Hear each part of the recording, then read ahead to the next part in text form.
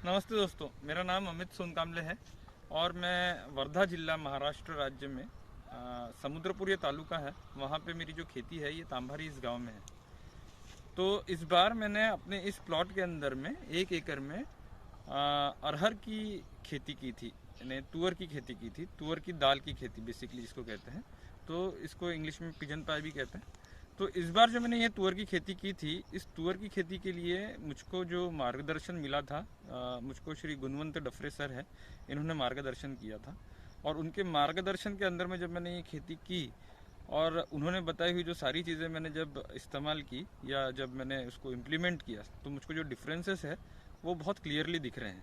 ये तुअर की दाल या फिर अरहर की खेती के अंदर में जो मेरा इस बार का प्रोडक्शन है, वो इस प्रोडक्शन के ऊपर में है, लेवल के ऊपर में, कि मेरे झाड़ों के अंदर में अभी भी फूल है, लेकिन झाड़ पूरी तरीके से झुक गया है और इतनी फलियां है कि आप देख सकते हैं, पीछे में भी देख सकते हैं। इस बार जो गुणवंत सर ने बताया था कि उस हिसाब से हम लोगों ने अरहर की झाड़ की जो प्लांटेशन की थी, जो हम लोगों ने लगवाई की थी, वो लगवाई हम लोगों ने की थी 6x1.5 या 6x1 के ऊपर में। तो इसके बीच में हम लोगों ने एक लाइन से दूसरी लाइन का जो डिस्टेंस था ये 6 फीट का रखा था। लेकिन अगर आप यहाँ से देख सकते हैं अभी भी कि ये जो झाड़ है ये एक दूसरे में इस तरीके से मिल गए हैं, इस तरीके से झुक गए हैं कि इसके अंदर में ये समझ में नहीं आ रहा कि लाइन कहाँ पे है, झाड़ कहाँ पे है और फलियाँ कहाँ पे है। तो अगर आप देखेंगे दोस्तों, तो ये झाड़ को अगर मैं ऐसे उठाता हूँ तो ये देखिए, मैंने एक झाड़ लगाया है और ये झाड़ की जो ब्रांचेस है, जिस तरीके से ये ब्रांचेस आई है, उस तरीके से आप देखेंगे तो आपको ये देखिए, जो हमको बताया था उन्होंने कि आप अरहर की आप जो दाल डालेंगे, जो बीज डालेंगे, उसके बाद में डालने के बाद में उसको जब तक के वो 90 डेज की होती है, 90 दिन की होती है, तब तक के उसमें आपको 3 बार उसकी कटिंग करनी है। तो जब मैंने ये किया तो मेरे आजू बाजू के लोग बोले, इतने छोटे छोटे झाड़ों को काट रहे हो तुम, क्या तरीका है करके ये। लेकिन मैं दिखाता हूँ आपको इसका डिस्टेंस और डिफरेंस। जब मैंने पहली बार इसको काटा तो ये एक जो आने वाला था वहां से 3 हो गए। जब मैंने दूसरी बार काटा तो ये 3 के ये देखिए कितने हुए। और जब मैंने तीसरी बार काटा तो आप देखिए झाड़ की कंडीशन क्या है कि एक झाड़ में इस तरीके से इतना बड़ा हो सकता है कि आप जब यहाँ पे 5 झाड़ के अंदर में जितने ब्रांचेस होंगे उतनी इस एक ब्रांच के अंदर में, एक झाड़ के अंदर में ब्रांचेस है। दूसरी चीज उन्होंने बताया था कि इसका डिस्टेंस जो है और इसको जिस तरीके से लगाना है, इसका जो डायरेक्शन है वो डायरेक्शन होना चाहिए ईस्ट टू वेस्ट। तो 6 फीट का डिस्टेंस 2 रो के बीच में, झाड़ से झाड़ के बीच में 1 से 1.5 फीट का डिस्टेंस और ईस्ट टू वेस्ट, इस तरीके से हम लोगों ने इसका प्लांटेशन किया था। साल में 90 दिन तक के हुए तक के हम लोगों ने इसकी 3 बार कटाई की है। और अभी इसकी कंडीशन ये है कि इसके अंदर में फलियां भर गई है और अभी भी इसके अंदर में फ्लावरिंग है, यानी अभी भी पूरे फूल खत्म नहीं हुए हैं, पूरे फूल के अंदर में अभी भी फलियां बननी बाकी है। तो इस तरीके से अगर आप ये देखेंगे यहाँ पे, तो झाड़ पूरी तरीके से झुक गए। इसके अंदर में उन्होंने और एक दूसरी चीज़ बताई थी कि सोयाबीन हो गया, कपास हो गया, ये बहुत लेबर इंटेंसिव और बहुत इकोनॉमिक्स इंटेंसिव, यानी इसके अंदर में पैसा बहुत लगाना पड़ता है आपको, तो आपको पैसा ज़्यादा निकलता है। तो उन्होंने तुअर के लिए बताया था कि 1 रुपये के ऊपर में आप 7 रुपये तक के कमा सकते हैं। तो मैंने सोचा कि चलो ठीक है, करके देखते हैं। तो अभी तक के मैंने इसके अंदर में, इस पर्टिकुलर प्लॉट के अंदर में, ये 1 एकड़ का करीब करीब प्लॉट है, इसके अंदर में मुझको 1.25 किलो के आसपास में बीज लगी है। 1.25 किलो मैंने इसके अंदर में अर्ली वैरायटी ली थी, संपदा करके वैरायटी, वो भी उन्होंने सजेस्ट करी थी कि संपदा आप लीजिए करके। संपदा ये वैरायटी मैंने ली थी। इसके बाद में खेत में जो हम लोगों ने बीज डाला है वो 3 बार कटिंग मैंने खुद ने की है झाड़ की आकर के, क्योंकि कोई बाकी दूसरा करने को तैयार नहीं था। मैंने खुद ने 3 बार आकर के कटिंग करी है। उसके बाद में मैंने इसके ऊपर में और कोई भी तरीके का कुछ भी नहीं किया है। इसके अंदर में नॉर्मल सिर्फ हम लोगों ने 1 बार पानी चलाया था, उसके बाद में पानी भी नहीं दिया इसको, क्योंकि इस बार पानी भी हो गया बाय लक, हमारे लक से कि सही समय के ऊपर में पानी भी हो गया, तो हमको पानी देने की भी ज़रूरत नहीं पड़ी। इसके अलावा हम लोगों ने इसके ऊपर में अभी तक के 3 बार फवारे की है। फवारों के अंदर में हम लोगों ने सबसे पहले तो एक जो इमोक्टोबाइजिन है, एक जो इल्लियाँ मारने के लिए होता है बेसिकली, वो डाला है। और उसके अलावा 19-19-19 13-0-45, ये स्टेप बाय स्टेप हम लोगों ने किया है। तो इसके लिए तो आपको काफ़ी सारे वीडियोस भी मिल जाएंगे यूट्यूब के ऊपर में। लेकिन मैं आपको पर्टिकुलरली ये दिखाना चाह रहा था कि जिस तरीके से हम लोग अभी तक के अरहर की खेती करते हैं, जिस तरीके से हम लोग तुअर की खेती करते हैं कि हम लोग एक जगह के ऊपर 5, 6, 7 झाड़ 10 झाड़ लगा देते हैं, उससे और इसमें क्या फ़र्क है। अगर हम लोग झाड़ की कटिंग करते हैं तो उससे क्या फ़र्क पड़ता है।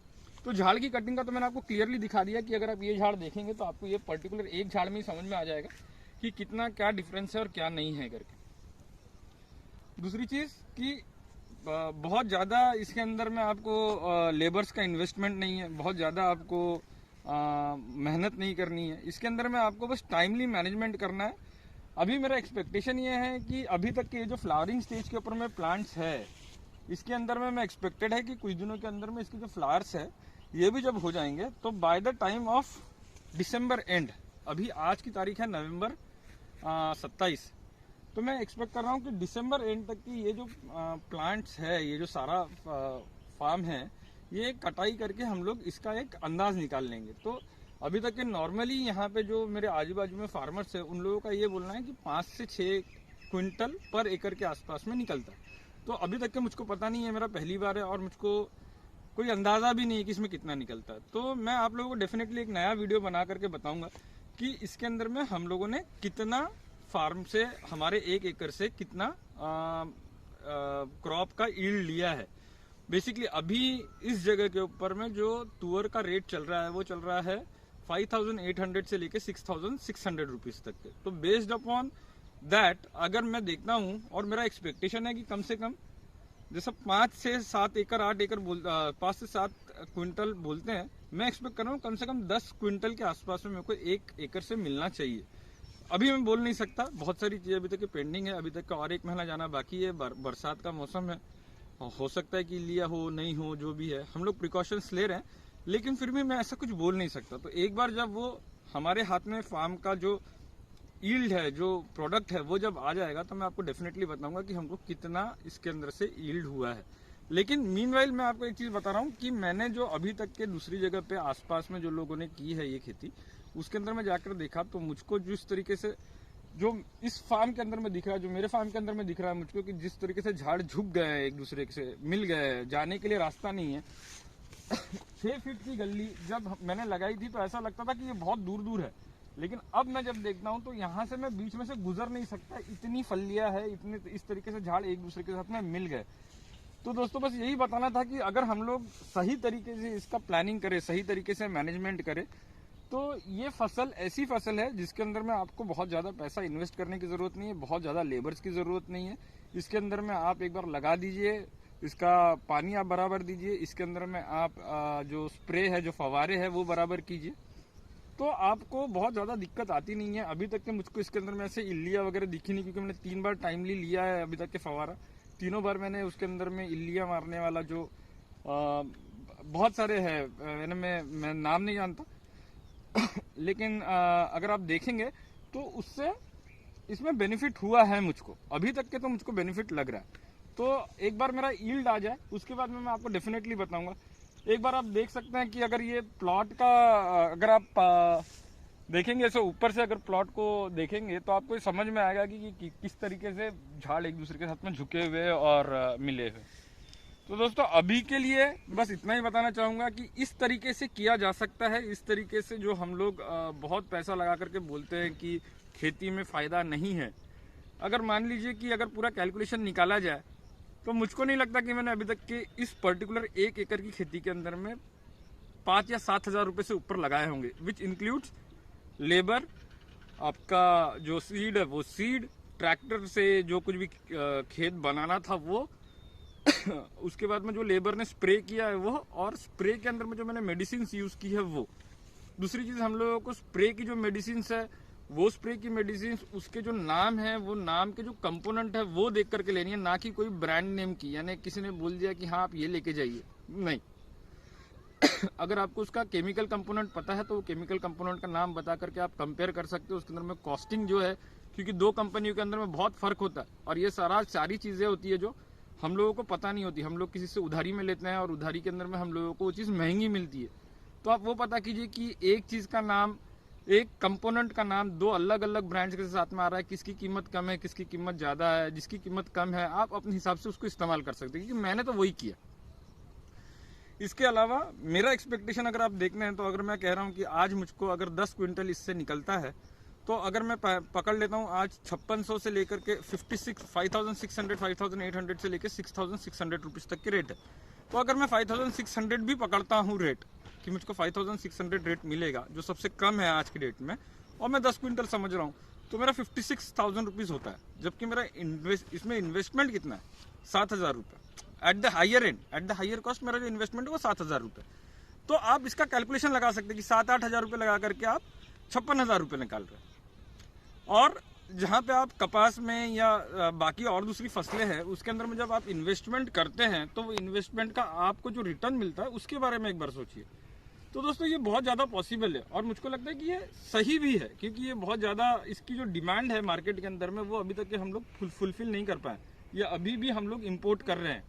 तो इसलिए बेहतर है कि अगर हम लोग वो जो गैप है जिसमें हम लोग इम्पोर्ट का जो बेनिफिट ले सकते हैं, कि जो इम्पोर्ट हो रहा है वो इम्पोर्ट नहीं करते, हम लोग मार्केट में सप्लाई कर पाए, अगर वो गैप हम लोग फुलफिल कर पाए तो that will be very much beneficial. और मुझको लगता है कि ऐसी चीज़ें कि रोज़मर्रा में सब लोग खाते हैं, तो इसका मार्केट तो है ही है। तो आप यानी बहुत आसान फसल है, करने के लिए सब लोग कर सकते हैं, लेकिन बस तरीके से करना है कि थोड़ा सा डिस्टेंस मेंटेन कर लिया, 3 बार छटाई कर ली, प्रॉपर टाइम के ऊपर में पानी दे दिया और प्रॉपर टाइम के ऊपर में स्प्रे कर दी, बस इससे ज़्यादा कुछ नहीं करना है। कोई नया हैंकी फैंकी ऐसे कोई चीज़ नहीं है। हाँ, मैंने और एक चीज़ इसके अंदर में की थी दोस्त, कि मैंने इसके अंदर में जब मैंने सीड्स डाले थे तो मैंने सीड्स का ट्रीटमेंट किया। तो सीड्स के ट्रीटमेंट के लिए भी आप अरहर की सीड के ट्रीटमेंट के लिए भी अगर आप देखोगे तो आपको बहुत सारे वीडियो यूट्यूब के ऊपर मिल जाएंगे, तो आप एक बार वो भी चेक कर सकते हैं, क्योंकि उससे बेनिफिट होता है। उससे जो झाड़ों की मरने की तादाद है, या जो झाड़ मर रोग आता है जिसको कहते हैं, वो काफ़ी हद तक के कम हो गया था। यानी मेरे प्लांट्स के अंदर में मुझको देखने को नहीं मिला। तो दोस्तों I am very much hopeful, और मैं एक बार फिर से बोलना चाहूँगा कि Gunwant sir, I am very much thankful for you for all your guidance. और आपने जितना भी मुझको सारी चीज़ें बताई है उसका मैंने एक्सपेरिमेंट किया और मुझको सही में बहुत अच्छे रिजल्ट देखने को मिले। तो मैं चाहता हूं कि आप सब लोग भी, जितने भी देखने वाले हैं, जिनको भी मैं ये वीडियो जाएगा, उनसे मैं रिक्वेस्ट करता हूं कि आप सब लोग भी इस तरीके से इसको कर सकते हैं। थैंक यू दोस्तों, मिलते हैं फिर अगले वीडियो में, जहां पे मैं आपको बताऊंगा कि मेरा एक्चुअल यील्ड कितना आया था। चलेगा, थैंक यू।